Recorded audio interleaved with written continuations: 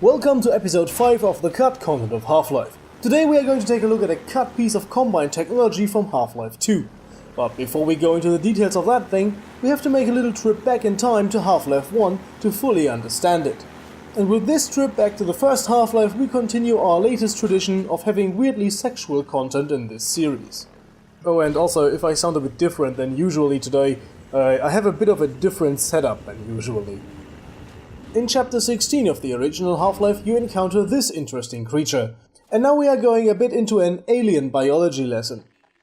Our subject is called the Gonarch, and if I mispronounce it, it's also known as the Big Momma.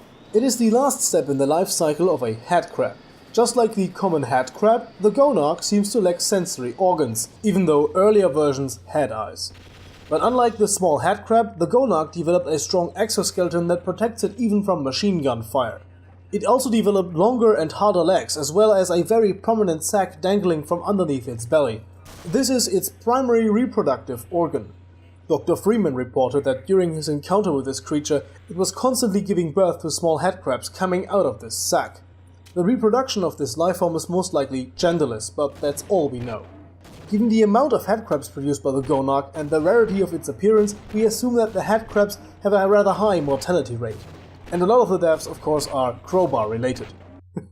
Okay, jokes aside, now you know this creature and what it does. Time for a quick look behind the scenes and time to hear how Valve came up with it.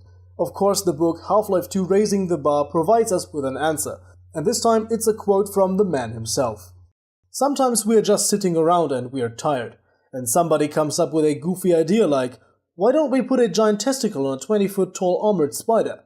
And Big Momma is born. Now that we have established the origins and the creation of this monster, what was actually cut from Half-Life 2? It was not the whole Big Momma itself, but a part of it. Given the Combine's tendency to combine living beings with machines, the Big Momma was not to be spared from this fate. It was to end up in a big machine like this, constantly producing headcrabs for the Combine's needs while being transportable and able to be shut off. It is unknown if just the sac was supposed to be in this apparatus or the whole Gonarch was to be suspended in the device. If so, presumably with its legs amputated, like this fan art suggests. This cut monster was to be encountered at least once in Ravenholm, to be precise, in the mines under Ravenholm. It is blocking the player's path and is supposed to be destroyed by the player using heavy mining equipment. The player was to drive this big drill right into the monster, kind of digging through it. The so-called Combine Big Momma Pod has no own AI or animations, and in the leaked build of Half-Life 2, it is represented by a placeholder consisting of a few advisors tied together.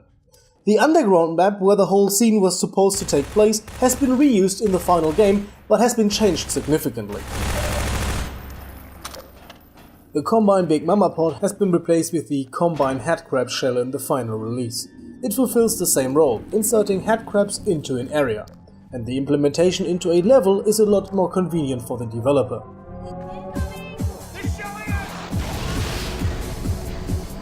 But on the other hand, the usage of an amputated alien as a weapon, well, it would have made the Combine even darker, and the whole game a bit more creepy.